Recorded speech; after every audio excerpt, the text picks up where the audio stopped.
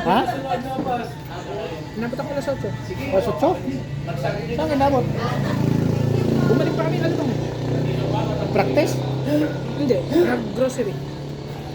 Oh? Saan nag-grocery yun? Ano, diba, nag-golf.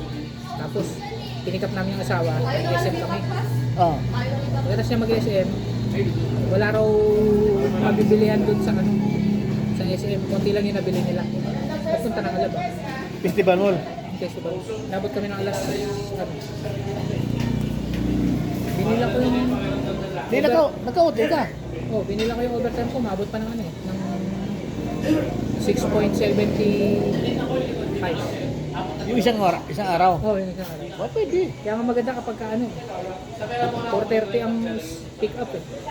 May chance ng Ay, overtime. maganda pag maaga kasi Eh ngayon, alas 8, edi 8:39 nga niya sa akin. 8:30. Pag 8:30, saka ka magkatatlong oras. Eh paano kung hindi? Edi wala overtime. Sa akin, nagsabi na, pagkatapos gold, uwi na daw. Wala daw siya pera. Maubos. Puro gastos. Laki daw ang ginastos siya sa pag-uwi niya. Sabi siya. Nagpapinsa lang ba sila? Jowa na?